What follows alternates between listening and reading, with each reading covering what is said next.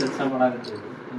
ನಮಗೆ ಕಾಯಮಾಗಿ ಅಂದ್ರೆ ಮಾಡಬೇಕು, ಇಲ್ಲ ಕನಿಷ್ಠ ವೇತನವೇ ಮಾಡಬೇಕು, ಇಲ್ಲ ರೆಗ್ಯುಲೈಸರೇ ಮಾಡಬೇಕು. ಇಷ್ಟು ದಿನ ನಾವು ಸರ್ಕಾರದ ಕೆಲಸನೇ ಮಾಡಿದ್ವಿ, ಎಲ್ಲಾರ್ದು ಏಜ್ ಡಿಬಾರ್ ಆಗ್ಯಾವ.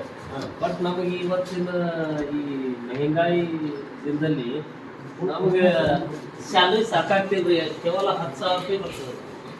ಅದಕ್ಕೆ ತಾವು ಸೆಷನ್ದಾಗ ಒಂದ್ಸಲ ನಮ್ಮ ಪರವಾಗಿ ಕ್ವಶನ್ ಮಾಡಿದ್ರೆ ಭಾಳ ನಮ್ಗೆ ಅನುಕೂಲ ಆಗ್ತದೆ ಅಂತೇಳಿ ನಾವು ತಮ್ಮಲ್ಲಿ ಮನವಿ ಮಾಡ್ತೀವಿ.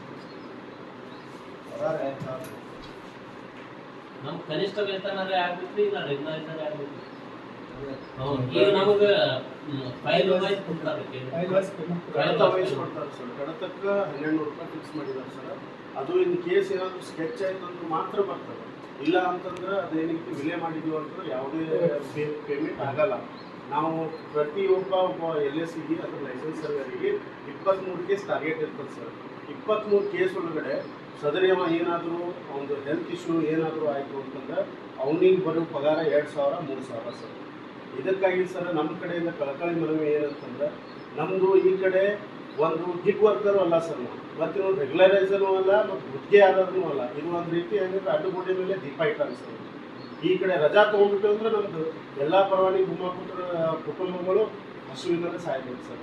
ಸದರಿ ನಾವೀಗ ಮಾರ್ಚ್ 1ರಿಂದ ಏನಿದೆ ಸರ್ ಹೋರಾಟ ಮುಷ್ಕರ ಸರ್ಕಾರಕ್ಕೆ ಕೊಟ್ಟಿವಿ ಸರ್. ಎಲ್ಲ ಆಫೀಸ್ ಒಳಗೂ ಲೆಟರ್ ತಲುಪಿಸಿದ್ದೀವಿ.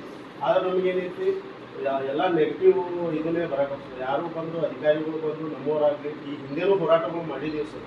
ಮುಂಚೆ ನಾವು 300 ರೂಪಾಯಿ ಪಗಾರ ಕೊಡ್ತೀವಿ ಸರ್ ಒಂದು ಫೈಲಿಗೆ. ಒಂದು ಯಾವುದಾದ್ರೂ ಪುಡಿ ಆಗಿ ಈಗ 12 ರೂಪಾಯಿ ಸರ್. ಅದು ನಾವು ಈಗ ಒಂದು ನೋಟಿಸ್ 23 ಫೈಲ್ ಮಾಡ್ತೀವಿ ಸರ್. ಅದು 23 ಫೈಲ್ ಅಂದ್ರೆ ಎಲ್ಲ ಅಕಸ್ಮಾತ್ ತಕರಾರು ಬಂದು ಅಂತಂದ್ರೆ ಸರ್ ರೊಕ್ಕ ಏನೂ ಬರಲ್ಲ ಸರ್. ಮತ್ತು ಇನ್ನೊಂದು ಸರ್, ಒಂದು ನೋಟಿಸ್ ಕೊಡ್ಬೇಕಂತಂದ್ರೆ ನಾವು ಅಂಚೆ ಕಚೇರಿಯಿಂದ 55 ರೂಪಾಯಿ ಮಾಡ್ಯಾರ ಸರ್. ಒಬ್ಬ ಲಾಭದಾರ ಒಂದು ಕೇಸಿಗೆ ಸರ್ ಒಂದು 10 ಬಸ್ತಿಗೆ ನಾವು ಹೋದಿವಿ ಅಂತಂದ್ರೆ ಒಂದು ಅರ್ಜಿಗೆ 10 ಜನ ಇರ್ತಾರೆ ಸರ್ ಜಡ್ಡಿದಾರ. 10 ಜನಕ್ಕೆ ನಾವು 500 ರೂಪಾಯಿ ಅಲ್ಲೇ ಕೊಟ್ಟಿವಿ ಅಂತಂದ್ರೆ ಪೆಟ್ರೋಲ್ ಸರ್. ನಮಗೆ ಏನೂ ಅದ್ರೊಳಗೆ ಯಾವುದೇ ಒಂದು ಇದನ್ನೇ ಇಲ್ಲ ಸರ್. ಒಂದು ರೀತಿ ನೌಕರಿ ಮಾಡಲಾರ್ದಕ್ಕೇ ಆಗ್ತದೆ ಸರ್. ಮತ್ತು ದಯಮಾಡಿ ಇದೊಂದು ತಾವು ಮನಸ್ಸಿಗೆ